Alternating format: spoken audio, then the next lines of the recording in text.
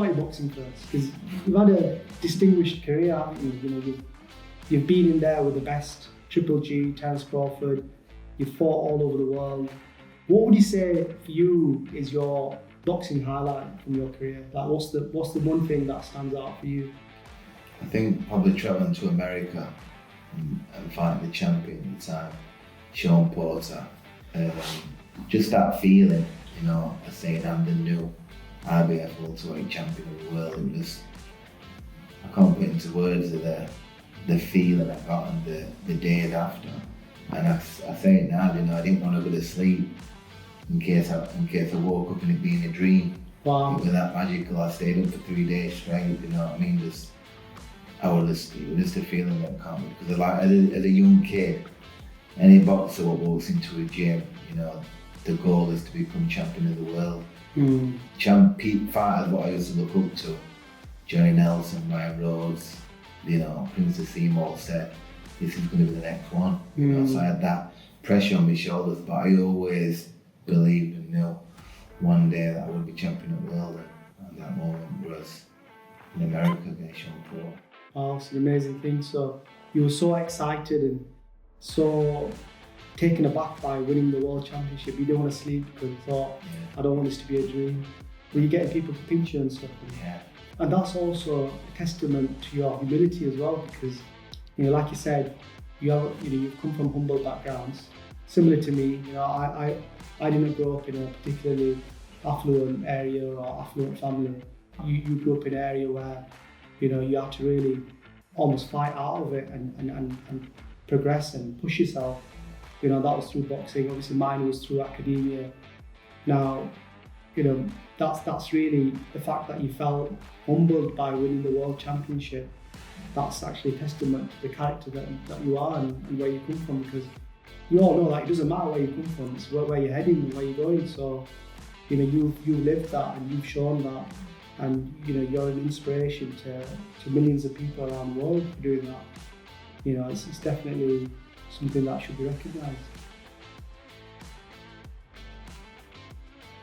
You spoke about what you're doing this evening, and I was quite amazed to hear it, because I understand you're going to a local fight because there's a fighter there, a young fighter, who's been inspired by you, and his father reached out to you. Is that correct? Can you tell us a bit about that? The young fighter, you know, he's got the same shorts as me. He's got, like, he puts all of the lights on his.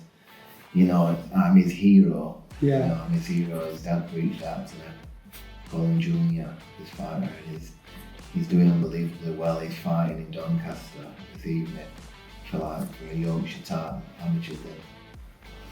And his dad, you know, was saying to me, you know, he's fighting for the title. I said, listen, I'm gonna come down. Wow. I'm gonna see him. Because it's a big night, you know, for him fighting for a Yorkshire title. And his dad, you know, it means a lot. And I think that me being there inside watching his hero, you know what I mean? It's giving me, you know, to know that just what I've done in the game and just giving back, you know what I mean?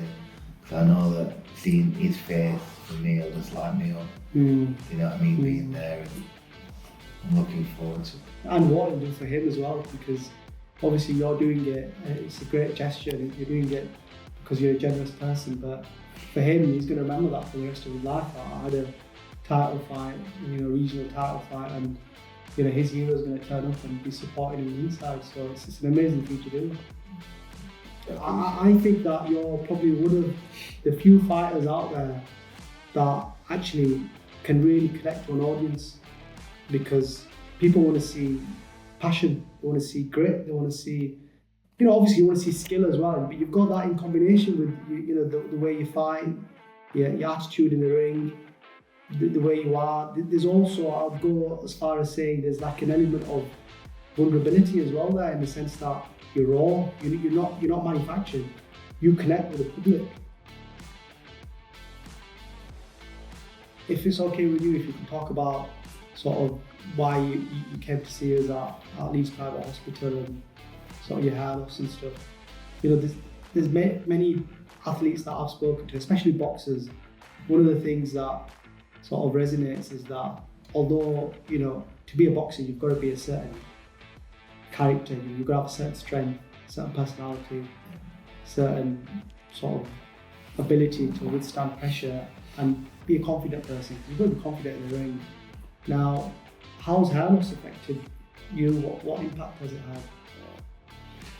It's made me more conscious, especially, you know, as it's, you know, over the years, you know, some of this I can't fully see all, you know, back of my head and everything else. And just seeing pictures and then as years have gone on, I'm getting interviewed, I'm noticing that I'm going, you know, thin and losing my hair, you know, and it's my confidence, you know, I'm very aware, you know, even, you know, like even joking about with friends and stuff like when, you know, just in things like this, you know, it might be a joke, but you know, it's starting to, you know, really affect me, you know, and I think that, you know, it's time. You know, my confidence is not there, you know, people don't realise when they might be joking about that thing, but that person, you know, I can really identify with people who hair loss, you know, I think it,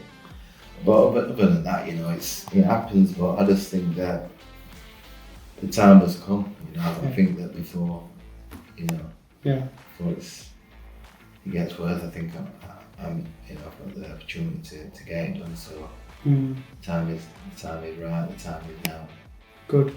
So I mean, you know, I have to say, you know, it's brave that you're speaking about this and, you know, communicating it, and, you know, it is a very brave thing because, you know, we, you know, as men, when we have health issues or issues with our image or whatever part of life it might be, a lot of men tend to sort of just try and cover it up, and or we brush it off, or our mates might make a comment and it's banter, but like you said, you know, sometimes, you know, it has an impact, and particularly, you know, if you're sort of conscious of something, then you start thinking about it and it can affect your confidence. And I see lots of patients like that. A lot of my patients say to me, well, you know, from an exterior point of view, yeah, I'm confident, but actually when I walk into a room, I'm conscious of what people are thinking in the back of my head.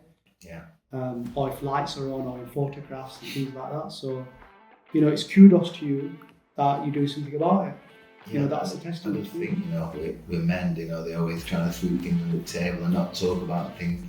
A lot with their mental health and stuff like that, you know. Men are like supposed to have got this ego, they're strong, they don't talk about it, but you know, it's alright to talk about it. Yeah, you know what absolutely. I mean? You know, I go in there and punch people in the face for a living, and I'm supposed to be, you know, this guy, but you know, I'm conscious that I'm losing my hair, and you know, I'm here speaking about it. It's fine to speak about it. Yeah. You know, I'm here to do something about it. You know, because you might have it as banter, and it is banter, and I can laugh along with it. But you know, as soon as the joke's ended, you know, it's in my mind. You know, what I mean, you're thinking about it. I'm thinking about it. You know. Good. So in terms of hair transplants, we had a chat about sort of the process and things. What did you feel about hair transplant surgery, like compared to when you first heard about it, and then after we've spoken and I've explained things to you, and what's your feelings about it? You know, I'm relentless, you know, so it is what it is, you know what I mean? It's, you know, it's, you've been around this for a long time, and you know the procedure, and you're obviously the best. You've got the best at what you do, you know, so, you know, listening to obviously the recovery side of it, you know, I've got no issues, you know, it's a job that needs to get done, and it'll happen, and, you know, I'll just manage that, and I'll be fine with it, you know. Great experience today with the hair doctor. I've been treated like a king. I've been here all day. I've enjoyed every minute of it. Yeah, on my way home now. I've had a great time. Now it's time to wait for the hair to grow.